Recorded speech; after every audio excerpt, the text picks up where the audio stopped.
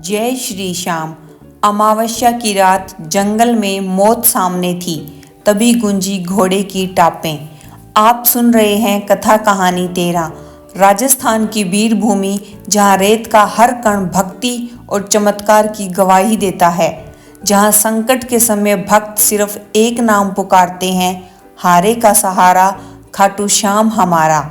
आज की कथा एक ऐसे भक्त की है जिसके सामने मौत स्वयं बाघ बनकर खड़ी हो गई थी, लेकिन उसी अंधेरी अमावस्या की रात जंगल के सन्नाटे को चीरती हुई नीले घोड़े की टापों की आवाज सुनाई दी और फिर प्रकट हुआ एक रहस्यमय सांवला किशोर, जिसने बिना किसी हथियार के उस खूंखार नरभक्षी बाघ को पल भर में शांत कर दिया।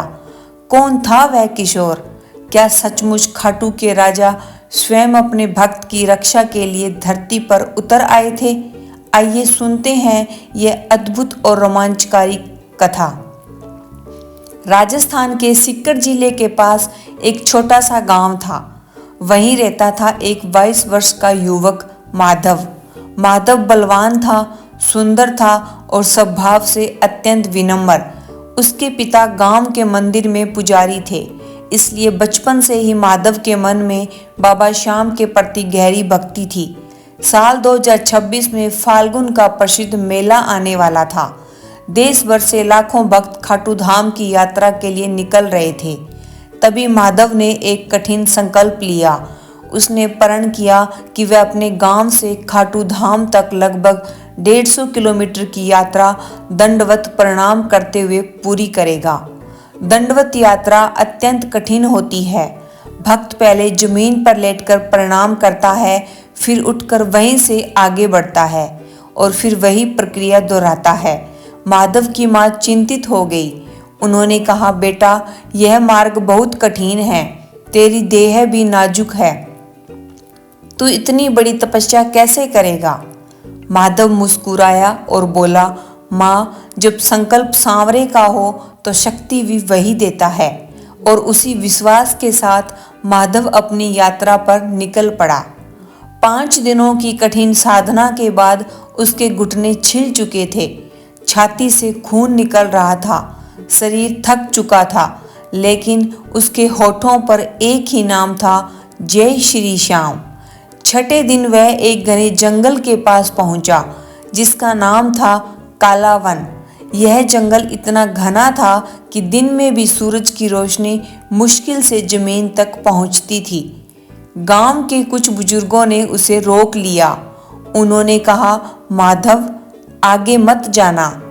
इस जंगल में एक नरभक्षी बाघ का आतंक है। पिछले 1 महीने में वह 7 लोगों को मार चुका है। वह बाघ नहीं, मौत का दूत है। लेकिन माधव नहीं रुका। उसने अपने निशान और मोड़ छड़ी को माथे से लगाया और कहा, जब मेरा सांवरा साथ है तो मुझे किसी का भय नहीं। और वह आगे बढ़ गया। उस रात अमावस्या थी। जंगल में इतना सन्नाटा था कि माधव को अपनी ही सांसों की आवाज सुनाई दे रही थी। झिंगुरों की आवाज, दूर कहीं सियारों का रोना वातावरण को और भी व्याव्य बना रहा था। अचानक जंगल में एक अजीब सी शांति छा गई। माधव ने सिर उठाया। अंधेरे में 2 जलती हुई पीली आंखें चमक रही थी। वह वही नरभक्षी बाघ था।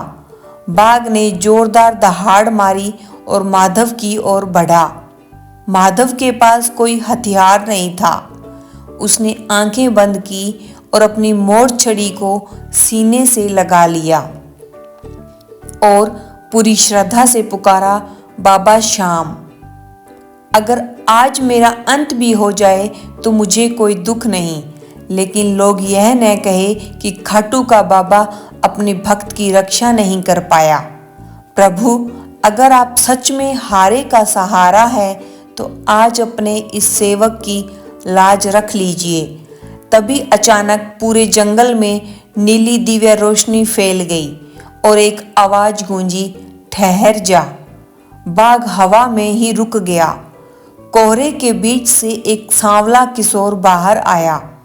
उसकी उम्र लगभग 18-19 वर्ष थी। उसने पीले वस्त्र पहने थे, सिर पर छोटा सा साफा था और उसमें एक मोर पंख चमक रहा था।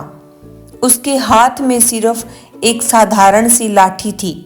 जैसे ही बाघ ने उसे देखा वह कांपने लगा। वह खूंखार नरभक्षी बाघ अचानक बिल्ली की तरह शांत हो गया। किशोर ने मुस्कुराते हुए उसके सिर पर हाथ फेरा और बाघ उसके पैरों में बैठ गया। फिर वह किशोर माधव के पास आया। उसने कहा, अरे माधव, डरता क्यों है? यह तो मेरा ही सेवक है। फिर उसने अपनी कमर से एक छोटा पात्र निकाला और माधव को जल पिलाया।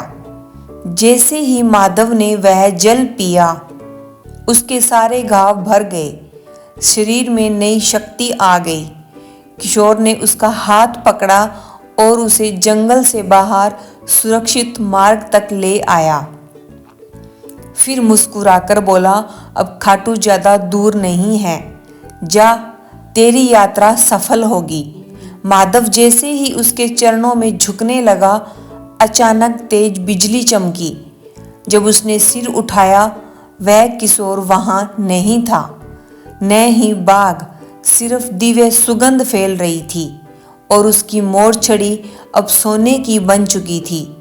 उस पर हीरों से लिखा था श्याम। मिट्टी पर केवल एक ही निशान थे, नीले घोड़े के खुरों के।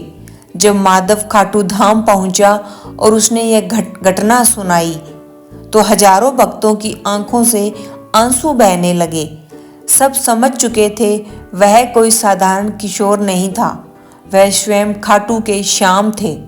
भक्तों, यह कथा हमें एक ही बात सिखाती है, जब विश्वास सच्चा हो तो भगवान स्वयं अपने भक्त की रक्षा करने आते हैं।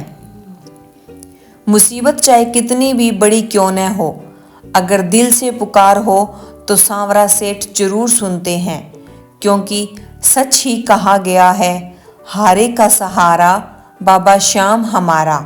अगर आपको यह कथा पसंद आई हो तो वीडियो को लाइक, शेयर और चैनल कथा कहानी 13 को सब्सक्राइब जरूर करें। जय श्री श्याम।